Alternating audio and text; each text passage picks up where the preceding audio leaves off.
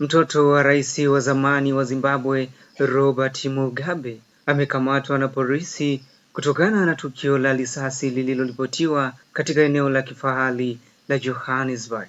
Polisi wa Afrika Kusini wamesema kwamba Beramine Chatunga Mugabe mwenye umri wa miaka 28 alikamatwa pamoja na mwanaume mwingine baada ya ripoti ya risasi iliyotokea katika nyumba moja jijini Hyde Park kaskazini mwa Johannesburg.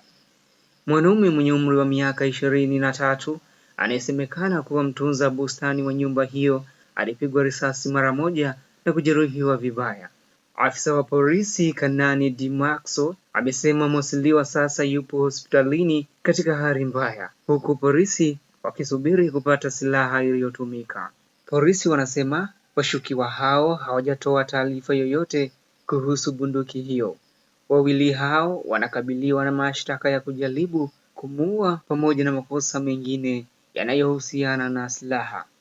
Walifikishwa mahakamani hivi karibuni na kesi itasikilizwa kwa kina mnamo Machi 3 mwaka 2026. Kwa muktadha wa historia, Belamine ni mtoto wa mwisho wa Robert Mugabe na mke wa pili wa Grace Mugabe. Robert Mugabe aliongoza Zimbabwe kwa takriban miaka 37 kuanzia mwaka 1980 hadi alipofurushwa madarakani mnamo mwaka 2017.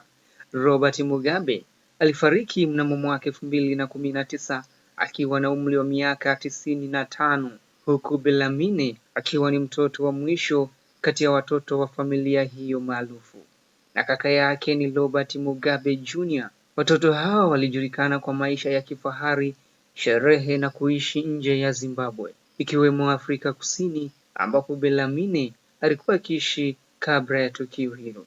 Kanali Nevahulu amesema kwamba afisa wa polisi alitembelea eneo la tukio na kugundua maganda ya risasi, lakini hakuna bunduki iliyopatikana.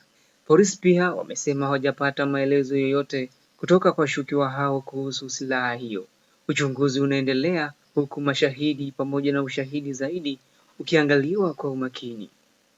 Tukio hili limeibua mjadala mkubwa barani Afrika na kimataifa, huku likitoa changamoto kwa sheria za Afrika Kusini kuhusu usalama na uwajibikaji wa kifamilia wenye ushawishi.